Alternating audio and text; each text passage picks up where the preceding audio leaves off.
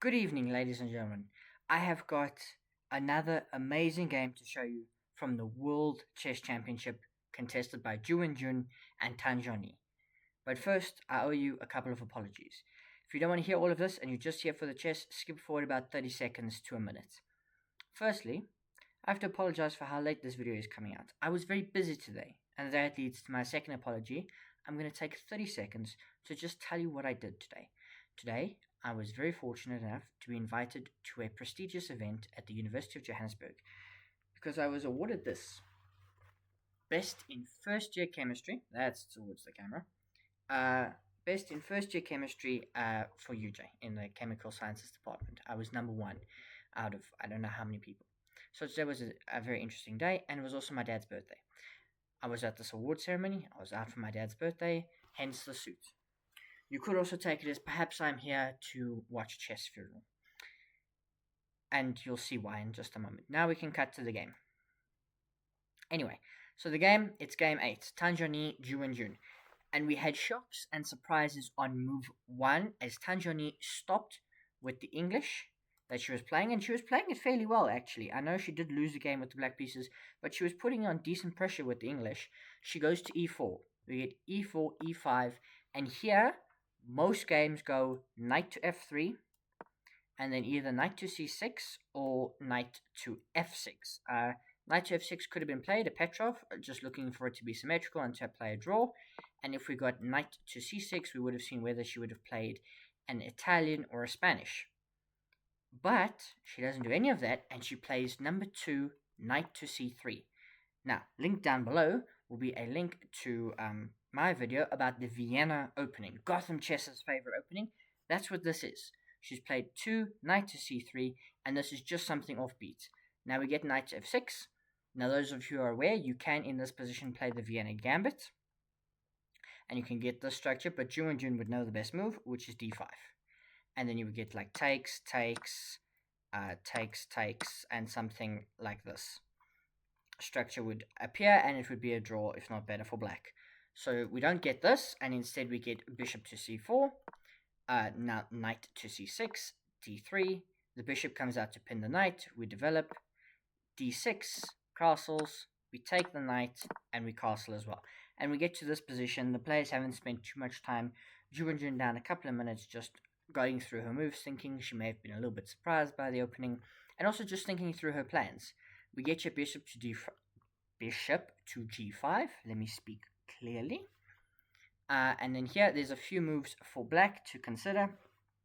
You can play knight to a5, looking to secure the bishop, which you 100% will get. You can also play queen to e7, and you can also play h6.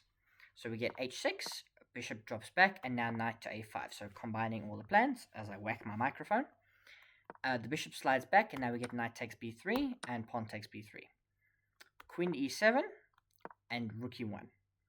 Queen to e6, sliding out of the pin. It's a very interesting way to do this, but you get out of this pin, which is very annoying, and you don't have to commit to a move then like g5.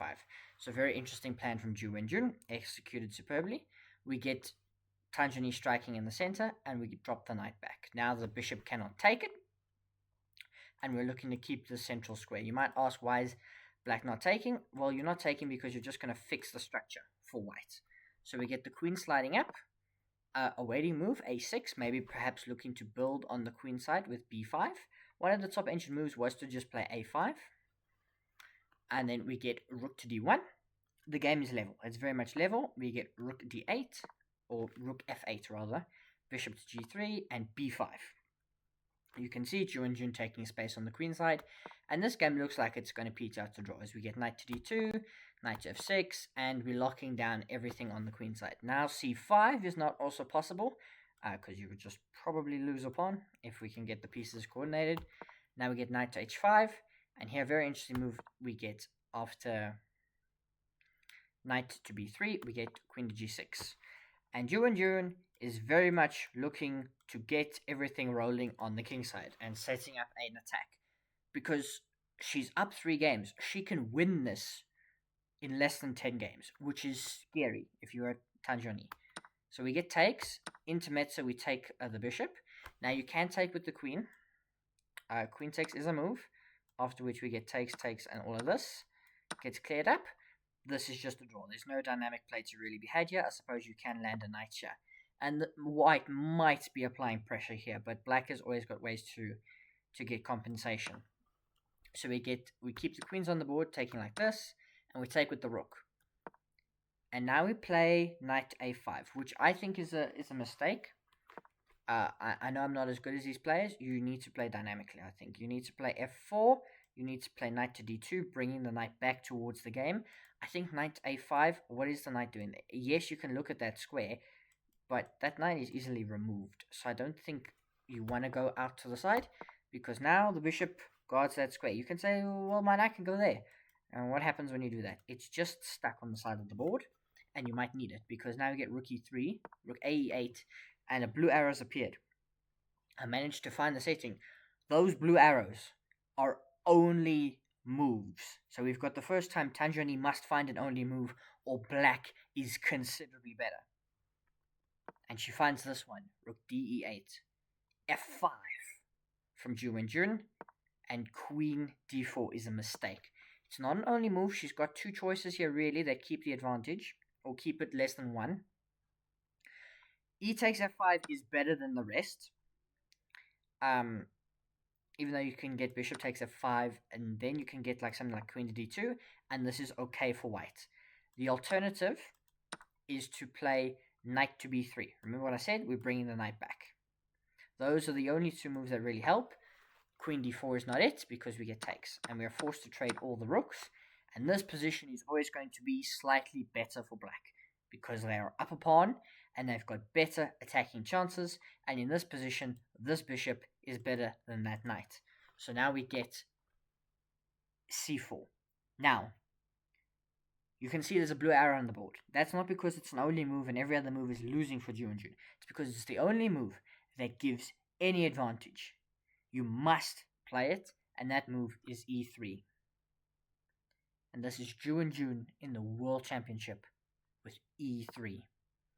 Because yes, you sack this pawn, but I grab on c2, and queen to a7 is not it. It's already bad, but you must play here c takes b5. And even though you can get like something like a takes b5, this is what you have to play, and then something like f3. This is holding slightly better for black. Queen to a7 is not it. Looking for counterplay because we get takes. And here again, an only move to keep the advantage. Everything else is a drawn position. Does Ju Wenjun find it? Of course she does. Bishop b5. The knight drops forward. That move is not good enough. After some time, Ju Wenjun c3. And that pawn is 2 squares away from promoting. Yes, you can grab this, but I can go here. Check. King h7. The only move again. I mean, it's kind of forced, so I didn't bother emphasizing the move. King h7. The knight goes there, now threatening a mate, but we can jump back just in time. Hit the queen, hit the knight, prevent mate, and trade into this, which is a winning endgame. The knight can come back to try and rescue the pawn. The pawn makes it to c2, and it is not good enough. Bishop to b5, and once the king runs over to collect the pawn, an only move here again to keep advantage. Ju Wenjun finds it. Bishop f1, because even though you can win the pawn on c2, I can sacrifice my bishop, because I've got king to g4, and once I win this pawn, my h-pawn will do the talking, and it will run all the way down the board, h2, and Ju Wenjun wins 4 in a row. 4 games in a row. Ladies and gentlemen, this is game 8. Ju Wenjun has won 6 of the last 5. She's won 5 of the last 6. Let me speak correctly and properly. This is incredible. Ju Wenjun is now 2580. She has gained 20 points. In a world championship, Ju Wenjun has gained 20 points. She's performing at 2748, at 2750, the level of a super GM. It is incredible. She's showing the world why she's arguably one of the best world champions we've had in years. I mean, Magnus Carlsen was fantastic, but he gave up the title effectively in 2021. Can you say that the match that Ding Liren or Gukesh are as good as Ju Wenjun is in her section? I leave that to you in the comments. We've only seen one match from Gukesh. It wasn't great against Ding Liren, an out of form Ding Liren. Ding Liren was holding him and winning for a large portion of that match, and Ding Liren hasn't been exactly lighting the world ablaze with his chess. Ju Wenjun, incredible player, absolutely incredible. Your heart goes out to Tan Zhongyi because you qualify for the World Championship. You put in so many hours, so much preparation, and she's just been blown off the board. Like, she hasn't done much wrong. She made, what, 2 mistakes in this match? She played Queen to d4, which even here is not that bad, because Ju Wenjun has to find this. And every time she makes a mistake, look at this, blue arrow. Look at this. Like, not a blue arrow here, but a blue arrow shortly, a couple moves later. Yeah, 2 moves later. So every time she made a mistake, Ju Wenjun found the way to refute her ideas, found the reputation, and beat her. Like, she makes a mistake. There's one move that proves that what you did was a mistake, and Ju Wenjun has found it each and every time, barring game 2. She survived when Tan Zhongyi put her under pressure. Tan Zhongyi just maybe hasn't found those clutch moves in those clutch moments. It's been an incredible match. Ladies and gentlemen, what do you think? Let me know down in the comments.